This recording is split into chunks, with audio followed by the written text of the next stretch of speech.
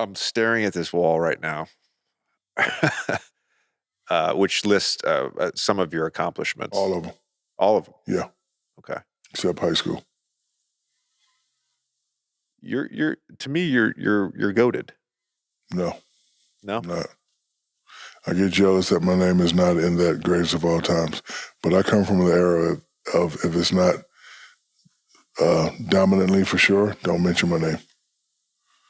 And of course, we have a lot of different categories. The most dominant category, I'm him.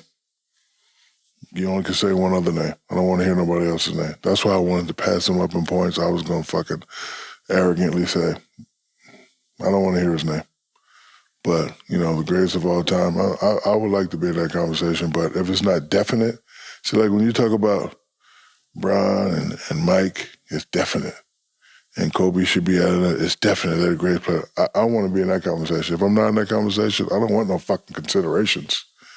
Don't give me no consideration. So, right. But I am jealous that I'm not in that conversation. I would have liked. But when it comes to one of the greatest big man, I am in that conversation. That's definite. So, we could talk about it like that. One of the greatest big men in Orlando Magic history, that's definite. We can have those conversations. But if it's not definite, I don't want to hear it. What? One of the greatest big men in Orlando Magic history? It's you, Dwight Howard, and Greg Kite? Yeah. What you said earlier? Yeah. Yeah. I'll give it to you, man. It's me? Yeah, I'll give it to you. I'm the best in Orlando Magic history? I'll give it to you. Yes. I'll give it to you. Even though I only played there 4 years? It's fascinating to me that you said that you don't want to be considered for the discussion. No, I never said that. I said I'm jealous that I'm not considered. But I just said you are. No. Who in their right mind doesn't have you in the discussion? As well, one of the greatest players of all time? Shaq, you are. No. But I'm saying I come from the area if it's not definite. You see what I'm saying? Like I wanted to be, he's the greatest player with eyebrows up like this. He was one. I don't want to be one. I want to be that guy. I want to be him.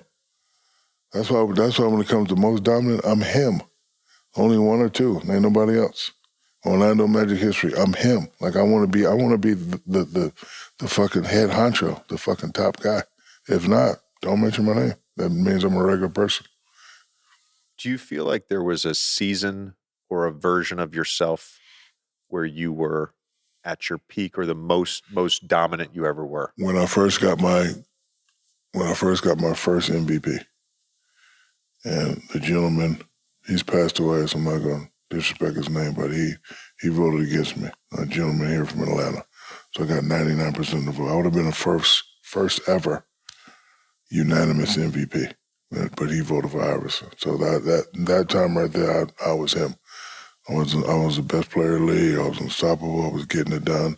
Nothing worked. Double, triple team, hack and shack, it didn't work. And we was able to win the championship. Almost didn't win it. But, and this is why when I talk about the others. Because they saved my ass in that Game 7. Like I didn't wake up to the Game 7 to the fourth quarter. But we were down 15 and B. Shaw and Robert Horry and Rick Fox, they just kept playing. They kept looking at me like, come on, man, come on. And then finally they brought it close, and then Kobe did what he did, and I hit a couple shots at the end, and we were able to get over that hump. And then after being swept by the Houston Rockets in the finals, and it's part of my brain, if I ever get back to the finals again, I'm fucking dominating. I gotta win. So that's why, when you were talking about my finals numbers, because it was a fear that if I don't play like that, we're not gonna win. And if we don't win, it'll be your fault. And then people will automatically say you're not a great player. And I can't have that. Fear motivated me and propelled me to be great. Fear of what people say. I talk about all the other people being sensitive. I know they're sensitive because I used to be sensitive. I know exactly what they're going through when they hear me talk shit. And I love it. Because I have to get them out of being sensitive. Just fucking joking, man. Relax. It ain't that serious, bro. I'm playing. You caught me. The jig's up. Like, if you think I would care enough about you to be serious, you got another thing coming. I'm not. I'm just playing. I want to make a point to your teammates. I don't know if you just used the word saved you or bailed you out or whatever in that Game 7. I get annoyed. I get annoyed when we. It's part of the the GOAT discussion. It's part of the debate around this player, that player. I get really annoyed with picking and choosing moments in players' career, because the reality is, like, who took the winning shot in Game 7 in 2016? Who hit the game winner? It was Kyrie, right? Right? It was Kyrie. Kyrie hit the game winner in 2016. Yeah. Oh, you're talking about who hit the game winner? Who hit the game winner against the Phoenix Suns in '93? It was John Paxson, right? Right. There's who hit the game winner last night in Denver for the Nuggets? That was Jamal Murray, right? Jamal Murray. Like, that is the sport of basketball. There are moments where it's your time. There are moments where your teammates step up. I used this analogy last year. You may hate this analogy, but I like this analogy because we always talk about Batmans and Robins in the NBA, and we get so fixated on the alpha and then the secondary guy, right? We get fixated on these two guys, and we put all the discourse and pressure on these guys. In the history of the league, it's not just about Batman and Robin.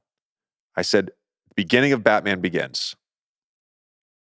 The Wayne Manor's on fire, and Bruce Wayne goes in, and a fucking beam falls on his chest, and he can't get up, and it's on fire, and he's going to be trapped in this building. And who comes in to save the day? Alfred.